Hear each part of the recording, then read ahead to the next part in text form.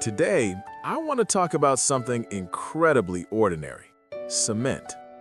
To be honest, it's so common in our daily lives that we almost stop noticing it. We walk on it, live inside it, build on top of it, and rarely give it a second thought. But if you really stop and ask yourself, where did cement come from? Why is it so important? What did it actually change for humanity? Most people don't have a clear answer. Cement isn't something modern humans suddenly invented. Thousands of years ago, people were already using early versions of it. In ancient Egypt, when they built the pyramids, they used materials like lime and gypsum. The goal was very simple: to hold stones together. Later, the Romans discovered something even more powerful. They mixed lime with volcanic ash and found that the material could harden even underwater. That discovery allowed them to build ports, aqueducts, and massive structures. Even today, many Roman buildings are still standing. But these were still early forms, not what we now call modern cement. Modern cement appeared just over 200 years ago. People discovered that if you mix limestone and clay in the right proportions, heat them at extremely high temperatures, and then grind the result into a fine powder, you get a material that is consistent, reliable, and easy to produce at scale. From that moment on, cement stopped being rare. It became something the entire society could use.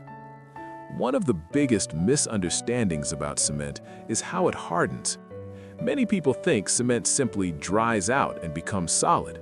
That's not what actually happens. Cement changes when you add water. The water triggers a chemical reaction inside the material, and over time, it forms a solid internal structure. That's why cement doesn't fear water. It actually needs it. This is also why cement can be used in damp environments and even in projects that take place underwater. Cement is strong, but its strength is very specific. It excels at handling pressure. When weight presses down on it, cement remains stable and dependable. But it doesn't respond well to pulling, twisting, or bending forces. Under those conditions, it can crack. So, cement isn't a perfect material, but when it comes to bearing weight and maintaining stability, it does its job exceptionally well.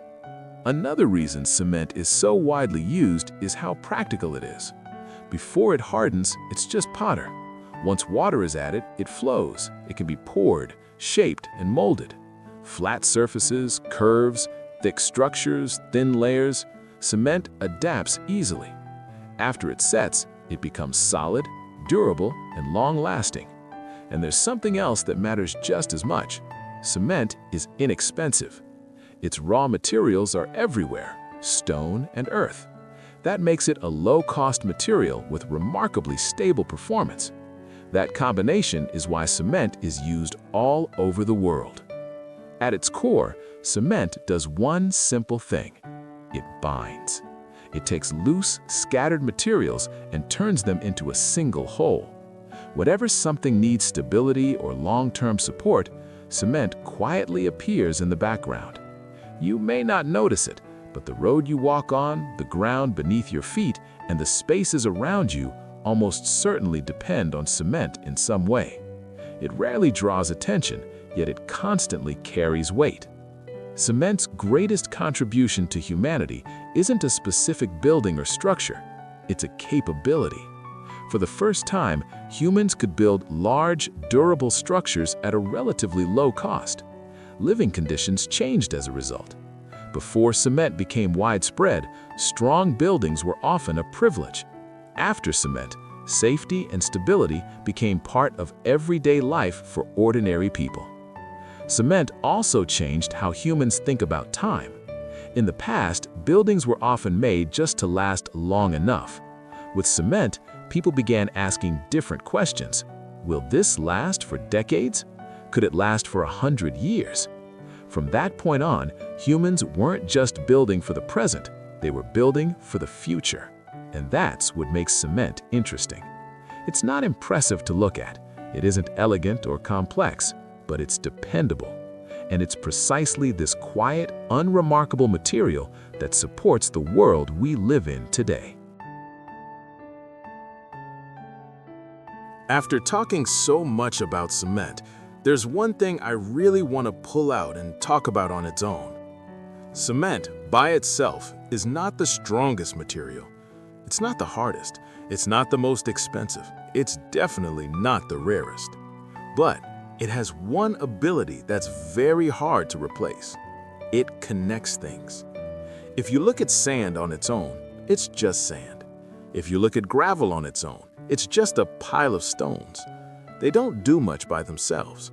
But once cement comes in, those loose pieces suddenly become one solid whole, stronger than any of them could ever be alone. That's what cement really does. It doesn't try to show off. It doesn't try to be the toughest thing in the room. It simply brings strength together. And honestly, people work in a very similar way. If you think about it, the people who are truly effective in real life are not always the ones who can do everything themselves. Very often, they're the ones who know how to bring people, resources, information, and opportunities together. Some people are extremely smart, but if they rely only on themselves, they don't get very far. Others might not stand out at first glance, but they know how to borrow strength, how to collaborate, how to connect scattered pieces into something useful. And in the end, they're the ones who manage to build something bigger. Cement never tries to be the main character. No one points at a building and says, "Wow, look at that cement." But the moment it's missing, everything becomes unstable. People are like that too. In a team, you might not be the most visible person, you might not be the loudest or the most impressive, but you could be the one who keeps things connected.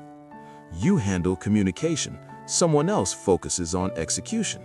You coordinate, others charge forward. From the outside, it might look like you're not doing much, but the moment you step away, things start to fall apart. That's what I'd call a cement-type person. There's another very practical lesson here. Cement isn't good at everything, but it understands its role. It doesn't try to be stone. It doesn't try to be steel. It just focuses on bonding. People who are truly matured tend to be the same way. They don't need to win at everything. They don't need to be first in every category. They know where they fit best and where their value is highest. Some people are built to lead from the front. Some are better at holding the line.